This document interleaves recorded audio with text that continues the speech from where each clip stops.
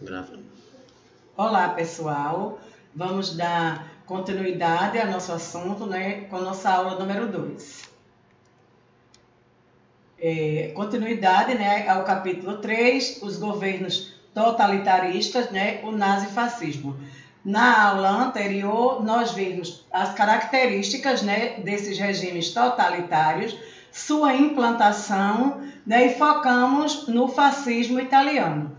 Hoje a gente vai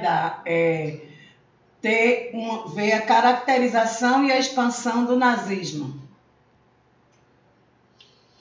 Na verdade, né, a gente vê que Hitler foi assim a figura máxima do nazismo alemão, né? Ele instaurou, né, esse regime na Alemanha em 1933. E esse regime, né, o regime nazista, ele é considerado, né, foi esse regime, talvez, o ponto máximo da eclosão da Segunda Guerra Mundial. Né? A gente vai ver que o nazismo ele vai estar inspirado, certo, naqueles ideais fascistas, certo? Porém, ele vai acrescentar em seu programa a superioridade da raça ariana sobre as demais. Né? Vai ter uma verdadeira, né, como é que a gente diz, um grande entusiasmo nessa questão de destacar a raça ariana como a única raça pura no mundo, certo?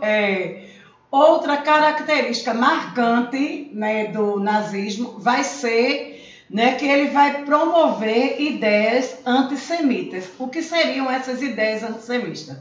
Eles vão perseguir, certo, e exterminar principalmente judeus.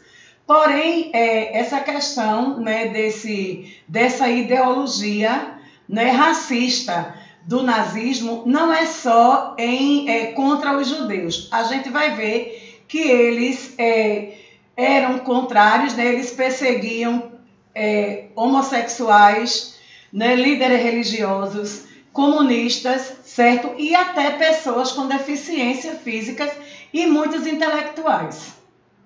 Eles viam nesses intelectuais, na verdade, uma ameaça à consolidação do regime. A gente vai ver agora, né, a questão de como houve essa expansão do nazismo. A gente vai ver primeiro que Hitler, né, ele para conseguir o apoio, certo? Para contar com o apoio do exército alemão, ele vai, né, propagar a ideia do espaço vital. Que, em outras palavras, gente, isso é o quê? Ele via, né, nessa teoria, né, do espaço vital a seguinte forma. Ele pregava que quanto mais espaço a Alemanha fosse ganhando, mais a Alemanha, né, na verdade, ficaria mais poderosa. E, na verdade, a gente vê que tudo isso, desde o início, né, desde essa implantação desse regime, ele tinha como função principal, né, o intuito, o objetivo de Hitler ao expandir, na verdade, desde a implantação até a expansão do nazismo, Hitler tinha o quê? Ele tinha, né, como objetivo a Segunda Guerra Mundial, a eclosão da Segunda Guerra Mundial.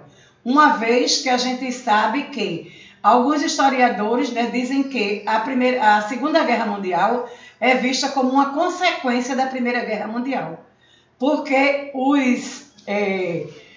as punições impostas à Alemanha durante esse período entre guerras, né, como a gente diz, foi um entrave, certo, na vida deles. Eles queriam, de alguma forma, né, e Hitler viu nessa expansão vital, certo, uma forma de garantir um poder, ele via nisso uma forma de garantir muito mais poder à Alemanha. Esse nazismo, né, que houve toda essa expansão, né, quando é implantado em 1933, ele vai até 1945, né, com o fim da Segunda Guerra Mundial. Na verdade, a gente vê, né, a questão do fascismo na Itália, que foi bem bacante, e o nazismo na Alemanha. Mas a gente vai ver que outros países, eles vão, né, inspirados nesse modelo, né, com aquelas características de um líder, né, de ter uma liderança, do nacionalismo, né, da questão da pregação do conservadorismo, de serem contrário ao comunismo, de serem contrário a tudo que era inovação, né, a gente vai ver que na Espanha, certo? A partir de uma sangrenta guerra, a gente vai ver, né, que a guerra civil espanhola, a partir dela, a gente vai ver que vai ser implantado o francisquismo, né? Na verdade, esse franquismo, né, ele foi implementado, né, ele vai ser implantado pelo general Francisco Franco, certo? E assim, a gente tem em Portugal o salazarismo, né, que foi um regime ditatorial inspirado nas ideias fascistas, certo? E ele vai ser implantado por Antônio de Oliveira Salazar a partir da nova Constituição de 1933. A gente tem aí, né, uma representação de Pablo Picasso do que foi a sangrenta Guerra Civil Espanhola. Aqui no Brasil, gente, muitos alunos, né, perguntam, professora, e aqui no Brasil houve regime totalitário? A gente não pode dizer, né, que houve regime totalitário. Porém, aqui a gente vai ver que houve, na verdade, momentos, né, governos extremamente autoritários, né, que a gente vê que existe uma diferença entre a implantação de um regime totalitário, né, e governos estritamente autoritários. Aqui a gente não pode classificar esses dois momentos da história política do Brasil como um regime estritamente totalitário, mas sim como um momento, né, como governo autoritário. Um desses momentos vai ser, né, no Estado Novo, implantado por Getúlio Vargas. Voltando, gente, quando eu disse que uma das características, né, que eles criavam o terror, que eles criavam inimigos. Então, uma dessas características a gente pode ver bem claramente, certo? Nessa implantação desse Estado Novo aqui no Brasil. O que aconteceu?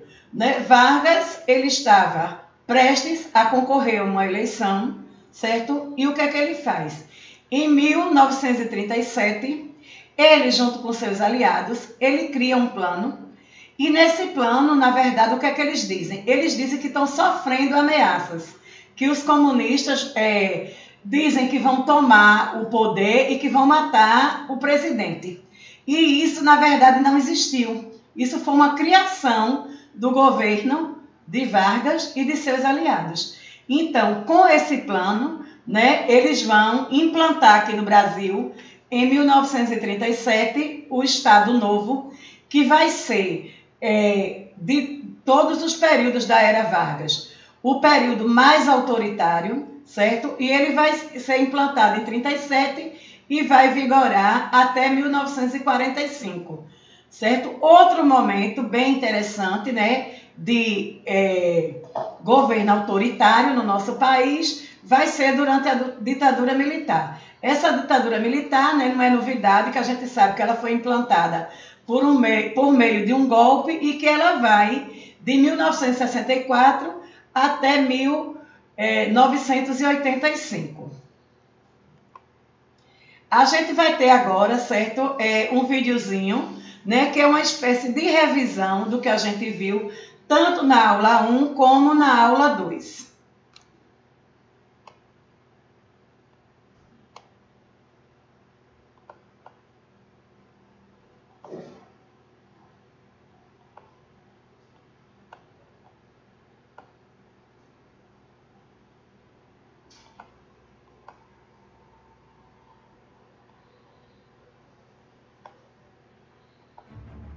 Nazismo e o fascismo são ideologias que mudaram o rumo da história e mataram muita gente. Para entendermos melhor, precisamos ver o contexto depois da Primeira Guerra Mundial. Esse período ficou conhecido como Entre Guerras e foi marcado por vários fatores. A Europa estava literalmente destruída, cheia de crises econômicas, desemprego e fome. As pessoas estavam sofrendo muito com tudo isso e acabaram perdendo a fé nos regimes democráticos, vendo nos regimes extremistas uma forma de levantar seus países das cinzas. Parte dessas pessoas começou a apoiar a extrema-esquerda, incentivada pela onda comunista iniciada pela União Soviética, enquanto a outra parte, com medo do comunismo, se aliou à extrema-direita. Além disso, nesse período teve a crise de 29, que só agravou as crises do mundo inteiro e levou as pessoas a desconfiarem do liberalismo. Tá, mas onde começa o fascismo? Na Itália. Lembra que eles foram super prejudicados na Primeira Guerra? Que tinham mudado de lado, nem receberam as terras que os foram prometidos? Então, isso deixou eles em uma crise econômica fortíssima, o que incentivou o nascimento do Partido Fascista. Ele era liderado por um cara chamado Mussolini, e eles defendiam, entre várias outras coisas, o militarismo, que é mais ou menos se manter pela ameaça e castigar as pessoas que têm ideias diferentes. O nacionalismo exagerado também é muito presente, com a ideia que a nação deles é superior às outras. Eles tinham a ideia do partido único e o anticomunismo, incentivado pela burguesia italiana, já que eles tinham medo de perder suas riquezas. Além disso, outra característica é o culto ao Estado e ao líder supremo, por meio de idealizar ele como um herói nas propagandas. O fascismo ganhou muita força em 1922, na Marcha sobre Roma, onde eles organizaram uma passeata para mostrar o poder do partido. Assim, Mussolini foi colocado como primeiro-ministro e logo instaurou a ditadura. Tomou rapidinho várias medidas, como a perseguição à oposição, o fim dos outros partidos e o Tratado de Latrão, que também é conhecido como a Questão Romana, onde eles consideram a Igreja o Estado do Vaticano. Mussolini conseguiu reerguer a economia da Itália investindo nas indústrias de base. Também reforçou a exploração nas colônias e implantou o arrocho salarial, que é o congelamento dos salários, diminuindo a inflação. Beleza, mas e a Alemanha? Lembra que no final da Primeira Guerra foi criado o Tratado de Versalhes, que culpava a Alemanha pela guerra e ferrava ela de todas as formas? Se você não lembra, tem vídeo aqui. Mas, enfim, por causa do Tratado de Versalhes, ela estava muito fraca, nadando no desemprego e na inflação, com a política totalmente louca. Assim como na Itália, as pessoas estavam perdendo a fé na democracia, o que deu força para que o partido nazista crescesse. Eles tinham crenças praticamente iguais à do fascismo. A grande diferença é que no nazismo eles defendiam, além de tudo isso, a superioridade racial, que é aquele famoso discurso: a raça ariana é biologicamente melhor que as outras. Além disso, eles tinham ódio às minorias, como os homossexuais, ciganos, principalmente judeus, que é conhecido como antissemitismo. Eles defendiam a teoria do espaço vital, que é a ideia de expandir geograficamente o nazismo e unir a raça ariana em um só território. Em 1923, os nazistas tentaram dar um golpe de Estado, mas falharam. Hitler foi preso, e lá da cadeia ele escreveu o livro Mein Kampf, Minha Luta, onde ele reuniu todos seus ideais antissemitas e contava seus planos para reerguer a Alemanha, se vingando de todos que fizeram sua nação sofrer. Ao sair da prisão, Hitler e suas ideias absurdas ganharam muita força, porque nesse tempo teve a crise de 29, que derrubou a Bolsa de Valores de Berlim. Com a economia alemã cada vez pior, o partido nazista ganhava cada vez mais apoiadores, pessoas que acreditavam nele como a última solução para tudo isso. Hitler ficou tão popular que foi nomeado chanceler da Alemanha, e de primeira ele instaurou a ditadura nazista. Acho que foi só isso? Não. Nesse tempo, houve um incêndio super suspeito no parlamento alemão, provavelmente provocados pelos próprios nazistas para culpar os comunistas, e assim declarar o estado de emergência. A partir dessa desculpa, ele dissolveu os sindicatos de esquerda. Mas o nosso querido Adolfinho não para por aí. Quando o presidente da Alemanha faleceu, Hitler aproveitou para tomar o lugar dele, e aí declarou o Terceiro Reich. Ele acabou com os outros partidos e promoveu a queima de livros que fossem ameaças ao regime em áreas públicas, como livros de judeus, comunistas ou pensadores que fossem contra o nazismo. E é até sobre isso que aquele filme A Menina que Roubava Livros fala. Mas enfim, Adolfinho também investiu pesado em propaganda, para o pessoal enxergar ele como um deus, um herói, e proclamar a superioridade dos arianos. Ele promoveu também as Olimpíadas de Berlim, a oportunidade perfeita para provar que a raça ariana era melhor que as outras. Nisso tem um caso muito legal, que é o de Jesse Owens, um corredor negro que ganhou disparado na corrida. Hitler ficou tão bravo que o negro tenha ganhado que se recusou a apertar a mão dele. Beleza, mas cadê os judeus nessa situação toda? Para os nazistas, eles eram povos impuros. Com as leis de Nuremberg, eles foram aos poucos perdendo seus direitos e empregos. Todos os judeus eram obrigados a usar uma estrela de Davi no braço para poderem ser diferenciados e assim não usar as mesmas estruturas dos arianos. Eles eram ridicularizados em filmes e alvos dos discursos de ódio. Voltando ao Adolfinho, será que ele realmente cumpriu suas promessas de tirar a Alemanha do buraco? Pior que sim. Pelo arroxo salarial, ele conseguiu levantar a economia do país. Hitler também aproveitou para descumprir o Tratado de Versalhes. Passou a investir muito forte na força militar da Alemanha. Além disso, ele estava concretizando sua ideia do espaço vital. Já tinha expandido o nazismo para vários outros territórios. Estava tudo perfeito, até que ele decide invadir a Polônia, e aí começa a Segunda Guerra Mundial. Mas isso já é história para o próximo vídeo. Para te ajudar com sua prova de amanhã, eu coloquei...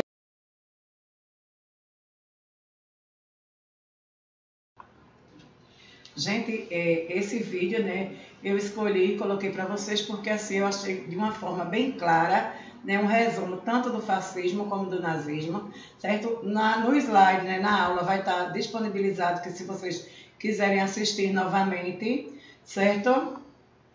E assim, terminamos o capítulo 3, certo? Então vocês agora vão fazer, né, as questões do capítulo, certo?